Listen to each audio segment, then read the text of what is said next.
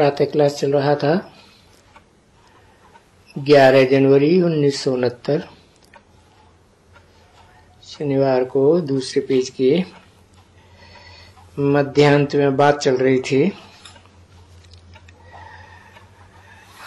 कि मनुष्य इतने पत्थर बुद्धि बन जाते हैं कि कह देते हैं परमात्मा तो सर्वव्यापी है, कण कण में भगवान, भीतर भीतर में भगवान। ये बेहद की गालियां हुई ना, तो बाप कहते हैं देखो मेरी कितनी ग्लानि करते हैं,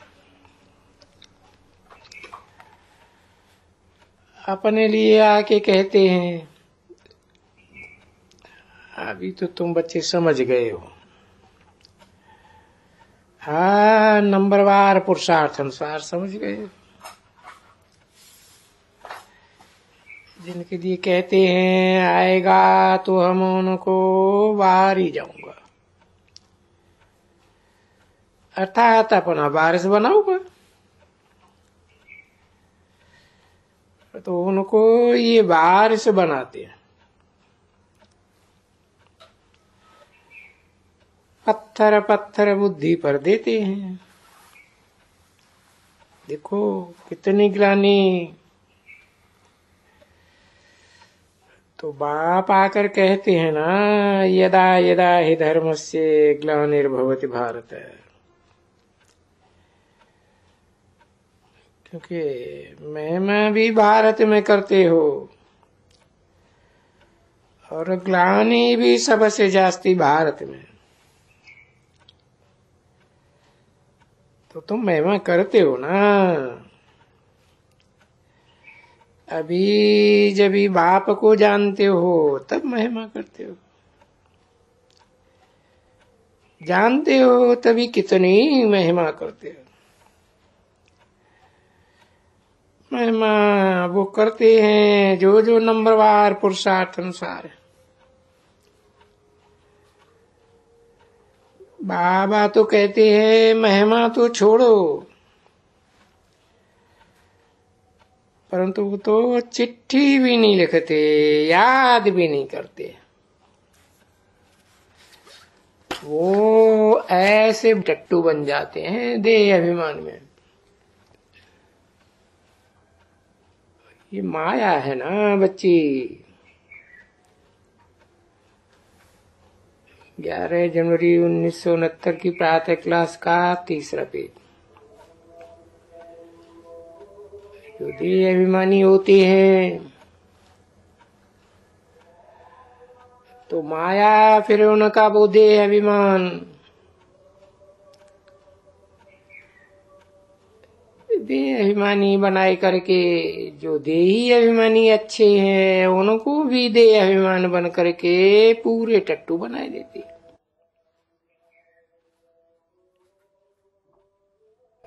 तुमको कोई मिसाल नहीं बताता हूं कि नाम लेना पड़ता है ना मिसाल बताने में। कोई का नाम लेने से नुकसान बहुत होता है, क्योंकि मनुष्यों को अभी कुछ पता तो है नहीं विचारों को। थोड़े मनुष्य हैं जो बाप को जैसे जानना चाहिए ऐसे नहीं जानते हैं। नहीं तो विचार की बात है। अगर बच्चे समझें कि हमको बाप मिला तो है, और वो बात बाप के मिलने की तो अलग ही है। हमारा बाबा हमको पढ़ाते हैं और पढ़ाते हैं, वो भी है ना बरोबर।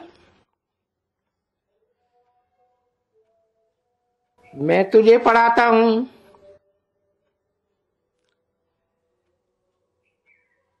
भगवान वाच है।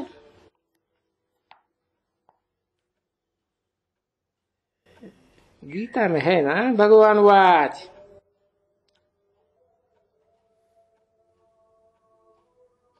तो मैं तुझे क्या सिखाता हूं पता है? क्या पढ़ाता हूं? राजयोग पढ़ाता हूं। कोई बैरिस्टरी योग नहीं पढ़ाता हूं, या डॉक्टर योग नहीं पढ़ाता हूं। ये में BA DA ये सब कुछ नहीं पढ़ाता।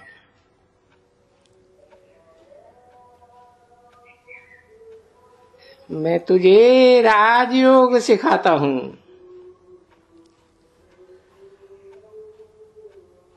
और राजाई कैसे प्राप्त हो, वो भी सारे विश्व की राजाई कैसे प्राप्त हो।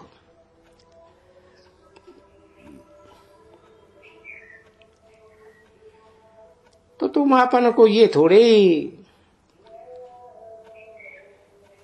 यहाँ बहुत सभी समझते हैं कि हम विश्व की पढ़ाई बेहद के बाप दादा से पढ़ते हैं।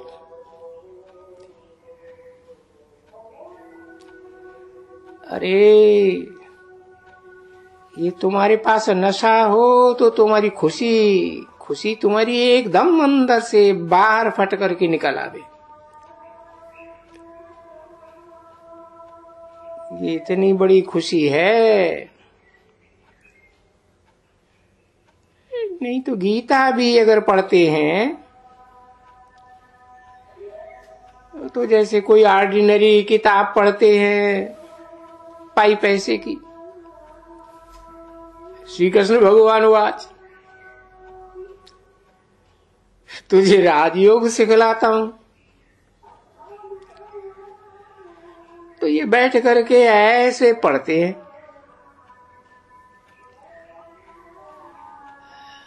तो इतना बुद्धि का योग या खुशी या वगैरह कोई भी गीता पढ़ने या पढ़ाने वाले या सुनने वाले कोई में भी नहीं रहती है।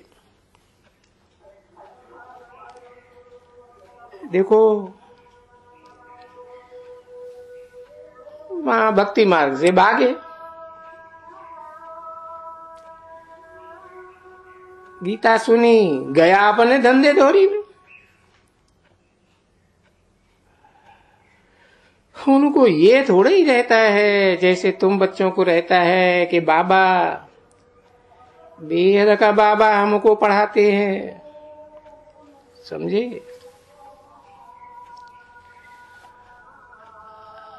अभी उन भक्ति मार्ग वालों की बुद्धि में, कोई के भी बुद्धि में, गीता के सुनने वाले हैं, पढ़ने वाले हैं, पढ़ाने वाले हैं, उनको ये बुद्धि में आएगा कि भगवान हमको पढ़ाते हैं।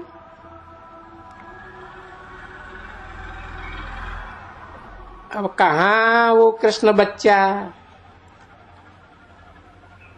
अरे सबसे पूरा 84 जन्म लेने वाला, उनका नाम रख दिया है ना बच्चे। और मैं तो जन्म मरण से ही नहीं आ रहा।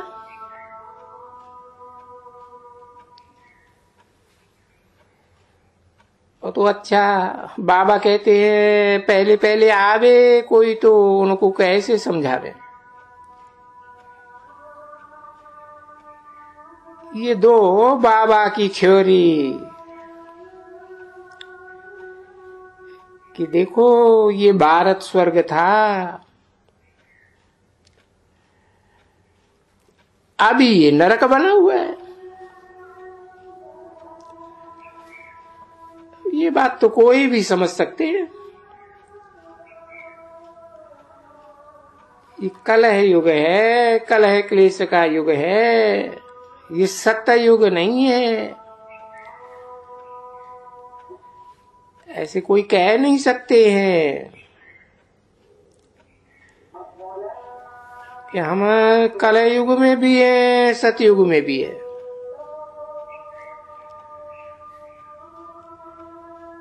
ऐसे भी बच्चे कहते हैं, यानी हम स्वर्ग में भी हैं तो नरक में भी। स्वर्ग नरक दोनों इकट्ठे हैं। जिसको जितना दुख मिला तो नरक में हुआ, सुख मिला तो स्वर्ग में हुआ। अब यहाँ के बहुत ढेर के ढेर जिनसे पूछो तो वो ऐसे कहते हैं, जो मनुष्य दुखी हैं वो नरक में, जो सुखी हैं सो हम देखो सुखी हैं, महल है, माड़ियां हैं, यहाँ है वहां। बस ये सारा सुख बाहर का देखते हैं। सो भी बच्चे जानते हैं कि सतयुगी सुख सो तो यहाँ कलयुग में हो ही नहीं सकता है। ऐसे भी नहीं हो सकते हैं कि गोल्डन एज को आयरन एज कह दे, या आयरन एज को गोल्डन एज कह देगा। उन जैसा ऐसा कहने वालों को भी तो अज्ञानी टट्टू कहेंगे। नहीं, उनको थ्योरी अच्छी समझानी चाहिए पहले पहले, क्योंकि एक ही बात है पहले। सब कोई यही कहते रहते हैं, न को कोई जाने। बाप को कोई जाने।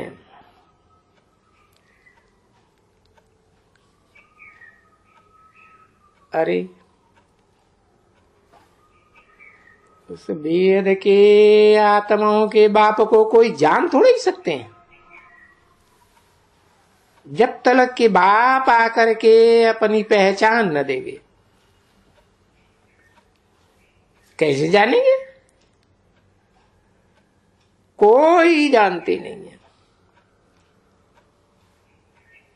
तो बाप को कौन जाने? अभी तो सारी दुनिया में सब मनुष्य मात्र कहते हैं सर्वव्यापी है। भले सर्वव्यापी भी है तो कौन है? सो भी मंदिर में चित्र दिखलाते हैं ये लिंग सर्वव्यापी है।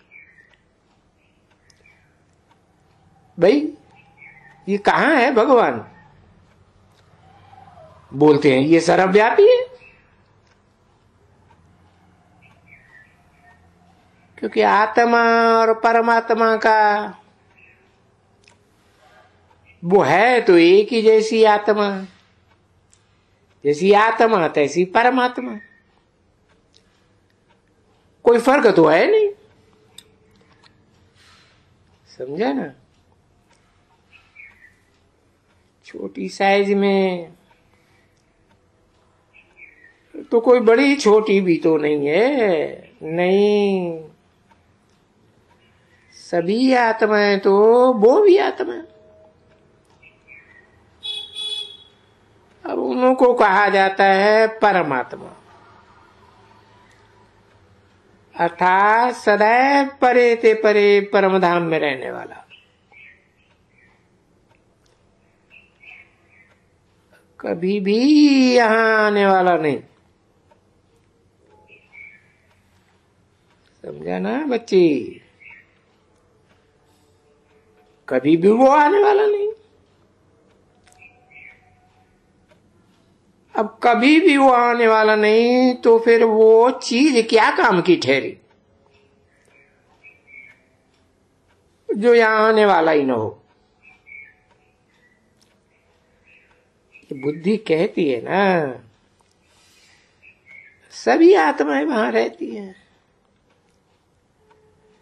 ये बात अभी तुम जानते हो, क्योंकि इन बातों को तुम समझते हो। बाहर वाले मनुष्य तो कुछ बात भी नहीं समझ सकते हैं।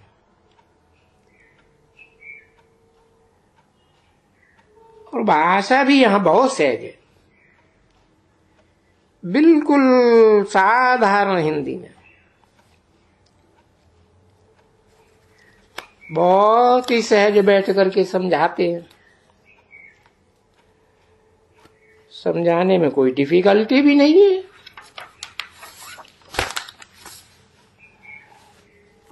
अभी बात है प्रीति बुद्धि और विपरीत बुद्धि।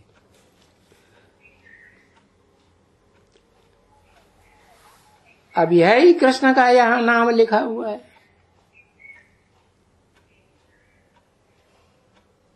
11 जनवरी 1969 की प्रातः क्लास का 4था पेज।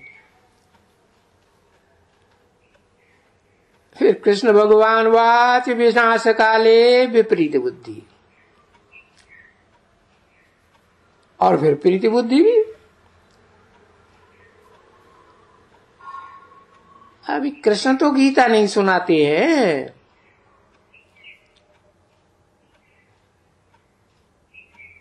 ये तो बाप ने अच्छी तरह से समझा दिया है कि माम एकम वो कह ही नहीं सकते हैं, क्योंकि कोई भी देहधारी माम एकम कह नहीं सकते।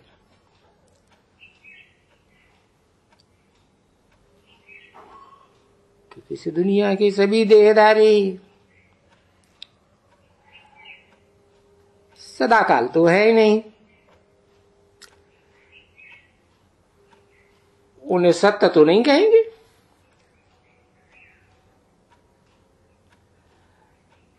वो तो कहेंगे माम एकम याद करो, अर्थात कृष्ण को याद करो।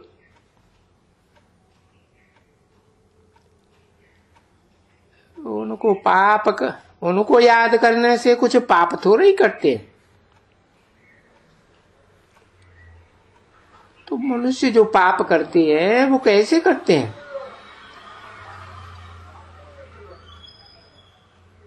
अभी सभी पापात्मा है।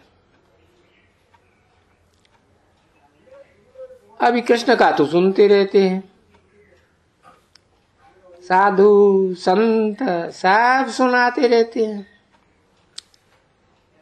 श्री कृष्ण भगवान वाच देह के सभी संबंध छोड़ माम एकम याद करो। तो देह का संबंध तो कृष्ण को भी है। और पूरी दूसरी बात है, वो तो छोटा बच्चा है ना। मंदिरों में देखो, कोई भी मंदिर में चले जाओ, यादगार बनी हुई है छोटा बच्चा कृष्ण की। तो देखो कि कितनी बड़ी भूल है, कितना फर्क पड़ जाता है मनुष्यों में ये। क्योंकि एक ही भूल के कारण कि बाप को भूल जाते हैं, पूजते हैं शिव बाबा को, शिव बाबा कह करके पूजते हैं, पूजते हैं। कृष्ण को कृष्ण समझ करके पूजते हैं, रामचंद्र को रामचंद्र समझ कर पूजते हैं। ऐसे नहीं है कि सब कोई कृष्ण करके जिधर देखता हूं तिधर कृष्ण ही कृष्ण। अब ये तो नाम रूप वाला हुआ ना, बाकी वो तो राइट है।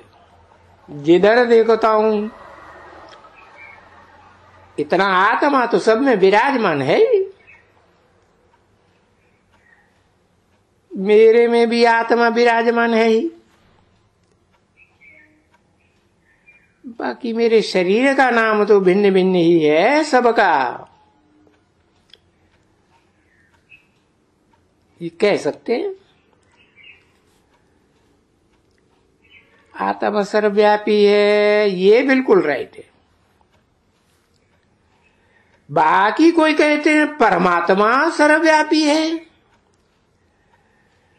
ये बात तो बन ही नहीं सकती है। जिसके लिए कहते हैं आ करके सर्व की सदगति करते हैं। तो क्या परमात्मा सब में व्यापी है तो सभी दुर्गति को पाते हैं? परमात्मा कभी दुर्गति को पाते हैं? तो देखो ये सभी बातें क्या होती हैं। ये है विचार सागर, अपना मंथन करके वो तो टाइम वेस्ट कर देते। और वो लोग तो कह देते हैं ना भाई हमको तो फुर्सत ही नहीं है। जो भी बड़े बड़े आते हैं अच्छे अच्छे, जो समझाते भी हैं उनको भाई यहां आकर के 2-3 दिन का कोर्स लियो। कहते फुर्सत नहीं। अभी हैं तुम्हारे में भी ऐसे बहुत ढेर हैं बच्चे आते हैं सेंटर्स पर, जो एक दिन आते हैं तो दूसरे दिन नहीं आएंगे, 2 दिन आएंगे तो फिर 4 दिन नहीं आएंगे। तो उनसे पूछो, बोलेगा फुर्सत नहीं है। अभी कोई स्टूडेंट कहे हाँ तुम भी स्टूडेंट हो, तुम यहां कहेंगे? तुम तो कहते हो ना हम सभी ये बनेंगे, और फिर कोई कहे कि मुझे फुर्सत नहीं है। ऐसे एब्सेंट रहे तो कैसे बन सकते हैं? तो देखो माया का कितना वो फोर्स है।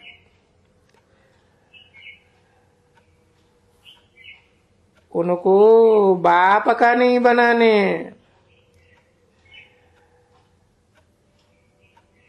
न पढ़ाने में कितना फोर्स करती है। तो कोई नई बात नहीं है। बाबा भी समझाते हैं बच्चे ये कोई नई बात नहीं है। कल्प कल्प जो दिन पास हुए हैं, जो सेकंड पास होता है, मिनट पास होता है, वो रिपीट करते हैं। तो भी रिपीट कितना करता है?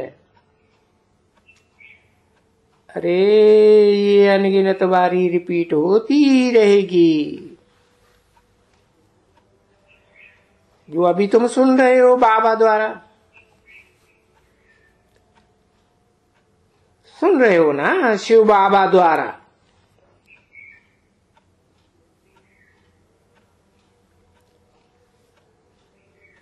क्योंकि बाबा तो शिव बाबा तो है ही है ना, जिसके लिए कहा जाता है भाई वो जन्म मरण में नहीं आते हैं। तो हद और बेहद में बैठ की जाती है ना कि भाई ऐसे कौन है जो पूरा जन्म मरण में आते हैं, और वो एक कौन सा है जो जन्म मरण में नहीं आते हैं।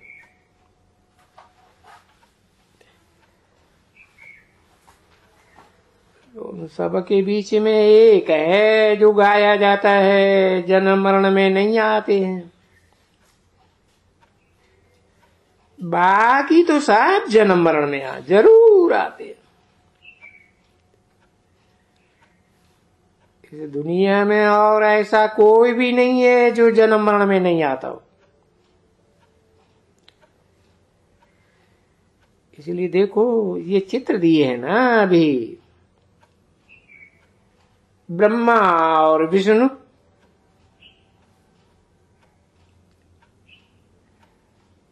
अभी दोनों के लिए कहेंगे जन्म मरण में आते ही रहते हैं। ब्रह्मा सो विष्णु बनते हैं, विष्णु सो ब्रह्मा। युगल है, प्रवृत्ति मार्ग है,